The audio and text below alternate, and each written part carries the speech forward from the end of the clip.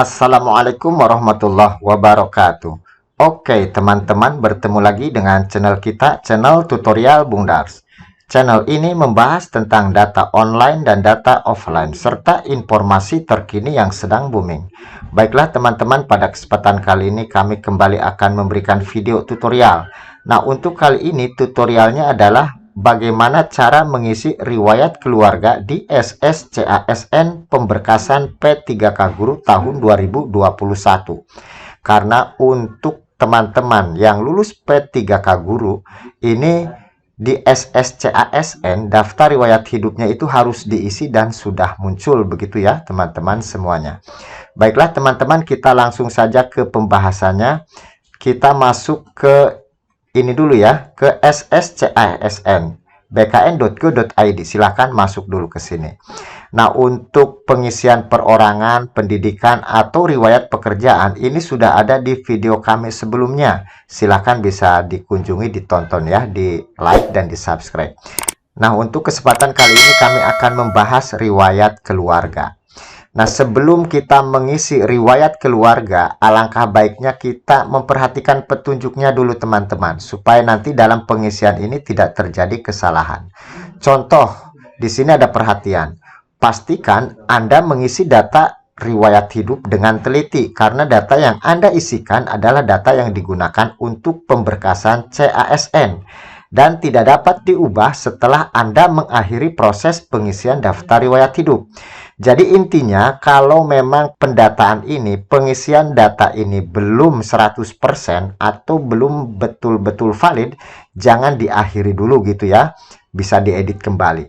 Nah, lalu di sini juga ada ketentuan pengisian data riwayat keluarga. Silahkan bisa dipahami begitu ya. Nah, ini untuk pengisian tempat lahir. Ini silahkan mengisi dengan nama kabupaten, kota, tempat anggota keluarga lahir dengan mengetik minimal 3 karakter.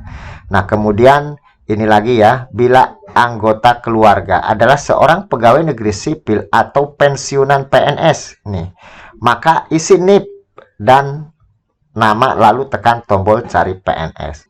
Nah, selanjutnya kita juga dapat menambahkan atau mengubah data riwayat keluarga sebelum mengakhiri gitu ya. Kita masih bisa menambahkan. Lalu jika selesai itu klik selanjutnya.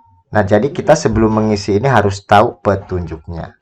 Nah, sekarang di bagian menu keluarga ini yang harus diisi atau diinput ini ada beberapa nomor gitu ya. Yang pertama itu istri atau suami, lalu ada anak, lalu ada orang tua kandung, ada saudara kandung dengan bapak atau ibu mertua. Ini harus diisi semua teman-teman semuanya ya. Nah, coba kita ke sini. Umpamanya kita ingin menambahkan riwayat istri. Kalau seorang istri berarti yang di ininya adalah suami data-datanya. Kalau seorang laki-laki atau guru laki-laki gitu, berarti data-datanya ya data-data istrinya. Kita klik saja di sini. Nah, untuk NIK ini harus sesuai dengan Dukcapil ya teman-teman, yang sesuai dengan yang ada di KTP atau kartu keluarga. Kosongkan bila sudah meninggal dan tidak memiliki NIK. Jadi umpamanya istri atau suaminya itu mohon maaf sudah meninggal, itu dikosongkan NIK-nya. Karena NIK untuk orang yang meninggal itu tidak berlaku lagi. Lalu nomor KK, ini nomor kartu keluarga. Silahkan diisikan. Jika tidak memiliki, ini kosongkan ya. Artinya orang ini sudah meninggal gitu ya. Suami atau istrinya sudah meninggal, ya berarti nomor kakaknya juga dikosongkan. Lalu ada pekerjaan. Nah, umpamanya sudah mengisi NIK, nomor kakak, ini pekerjaannya apa? Silahkan tinggal dipilih gitu ya. Pekerjaan suami atau istrinya itu tinggal disesuaikan dengan yang ada di KTP gitu ya, atau di kartu keluarga. Lalu namanya silahkan dituliskan, nama suami atau nama istri gitu ya. Nah, lalu tempat lahir ini kita mengetik di sini. Contoh umpamanya kabupatennya mana, umpamanya Brebes gitu ya. Kita ketikkan 3 huruf atau berapa huruf nanti akan muncul dengan sendirinya. Isi dengan nama kota atau negara. Ini ada keterangannya. Lalu tanggal lahir silahkan dimasukkan dengan cara klik di sini, kita pilih tahunnya gitu ya. Nah, kita pilih tahunnya itu tahun berapa umpamanya ya. Nah, ini kan kita bisa memilih gitu. Setelah tahun itu kita pilih bulan, lalu kita pilih tanggal, maka akan muncul. Nah, lalu perusahaan atau institusi itu kalau memang bekerja suami atau istrinya itu di mana gitu ya. Umpamanya suami atau istrinya itu bekerja di suatu sekolah, ya dituliskan gitu ya. Dituliskan di sini nama sekolahnya atau nama institusinya gitu. Lalu status perkawinan. Kalau memang sudah menikah, pilih menikah. Kalau sudah cerai, pilih cerai, cerai hidup atau cerai mati. Tinggal dipilih saja. Lalu untuk akta nikah. Untuk akta nikah, ini adalah nomor yang tertera di kartu nikah gitu. Nah, kalau yang belum menikah, ini dikosongkan ya. Dikosongkan saja akta menikahnya. Lalu tanggal menikahnya, silahkan ditulis dengan memilih tahun dulu gitu ya. Tahunnya tahun berapa, lalu pilih bulan, lalu tanggalnya. Ini untuk tanggal menikah sesuai dengan yang tertera di kartu nikah gitu ya. Nah, statusnya bagaimana? Umpamanya suami istrinya itu hidup, ya pilih hidup. Mohon maaf kalau memang sudah meninggal, ya pilih sudah meninggal atau meninggal dunia. Lalu klik simpan gitu ya. Jangan lupa klik simpan.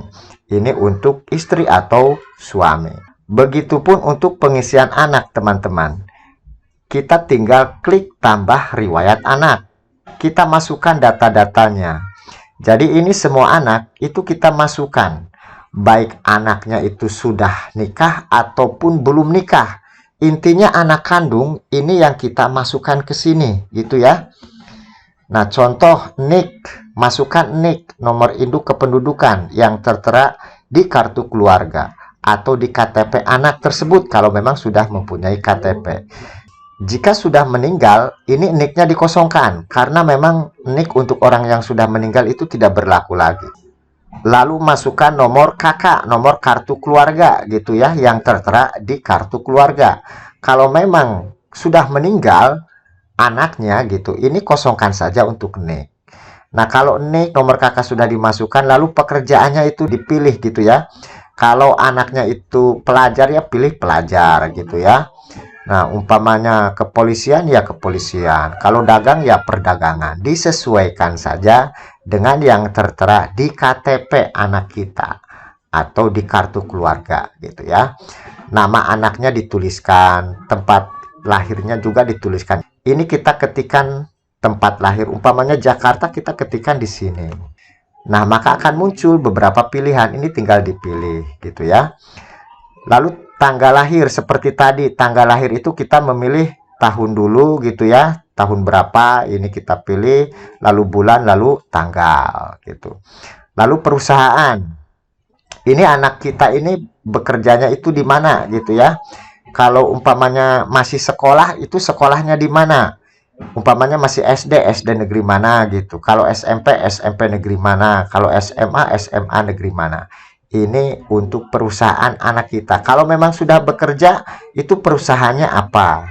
Tapi kalau masih seorang pelajar, isi saja di sini itu dengan nama sekolah anak kita gitu ya, karena memang masih pelajar.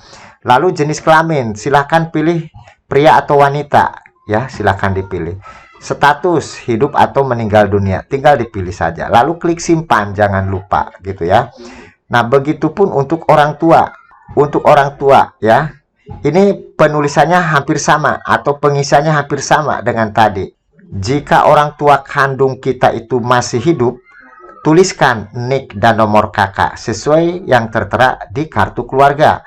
Tapi jika orang tua kita itu sudah meninggal, NIK itu dikosongkan. Di sini ada keterangan ya, dikosongkan. Pekerjaannya ditulis ya. Dipilih di sini, maksudnya dipilih. Disesuaikan dengan yang tertera di KTP atau kartu keluarga orang tua kita. Dituliskan nama orang tua kita, tempat lahirnya seperti tadi ya. Kita tinggal mengetikkan nama kotanya. Lalu tanggal lahir juga sama, tahun, bulan, baru harinya. Lalu perusahaannya kalau memang bekerja itu bekerja di mana. Kalau tidak bekerja orang tuanya ya kosongkan bila tidak perlu. Ini ada keterangannya. Jenis kelamin tinggal dipilih. Lalu statusnya hidup atau meninggal. Lalu klik simpan.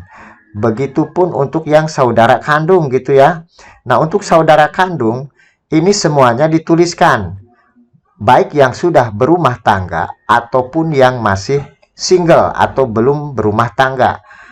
Entah itu kakak kandung atau adik kandung kita, ini intinya saudara kandung. Kan riwayat saudara kandung itu dimasukkan semua. Termasuk saudara kandung yang sudah meninggal, itu dimasukkan gitu ya. Tetapi kalau yang sudah meninggal, nik itu kan tidak dimasukkan, nomor kakak kan tidak dimasukkan, pekerjaan tidak dimasukkan. Untuk yang sudah meninggal, hanya diisi poin-poin yang penting saja ya. Hanya dipilih poin-poin yang penting saja. Itu untuk yang sudah meninggal. Dituliskan nama gitu ya, tanggal lahirnya, lalu statusnya kan meninggal. Itu khusus yang meninggal. Nah, lalu yang terakhir itu bapak atau ibu mertua. Ya, silakan dimasukkan bapak mertuanya, ibu mertuanya begitu ya. Jika masih hidup, masukkan nik dan nomor kakaknya. Jika sudah meninggal, kosongkan untuk nik dan kakaknya. Pekerjaannya juga kita masukkan seperti tadi penulisannya gitu ya. Lalu klik simpan kalau memang sudah. Intinya adalah teman-teman begini.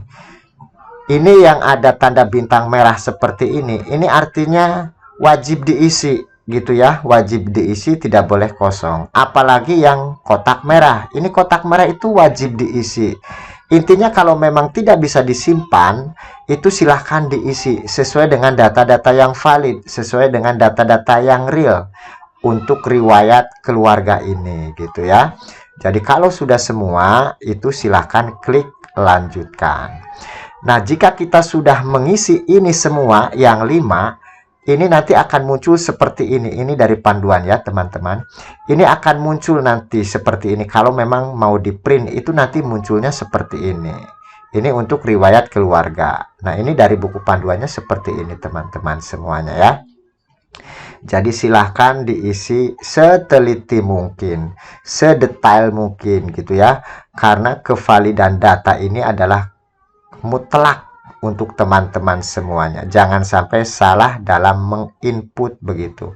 Nah, ini umpamanya belum selesai, itu kita bisa melanjutkan di lain waktu gitu ya. Yang penting data-datanya itu sudah disimpan dan belum diakhiri. Kalau belum valid jangan diakhiri dulu gitu ya teman-teman semuanya. Mudah-mudahan dengan tutorial ini bisa sedikit memberikan pencerahan kepada teman-teman semua bagaimana cara mengisi riwayat keluarga di SSCASN untuk guru P3K tahun 2021. Baiklah teman-teman, itu saja mungkin tutorial yang dapat kami sampaikan pada kesempatan kali ini. Mudah-mudahan bisa bermanfaat buat teman-teman semuanya. Selanjutnya, terima kasih yang sudah like dan subscribe di channel kami. Kami tunggu yang belum, silahkan di like, di subscribe. Serta aktifkan notifikasi loncengnya supaya bisa mengikuti terus informasi dari channel kami. Serta bisa di-share kalau memang informasi yang kami berikan ini bisa bermanfaat. Selamat bertemu di video tutorial selanjutnya. Terima kasih. Wassalamualaikum warahmatullahi wabarakatuh.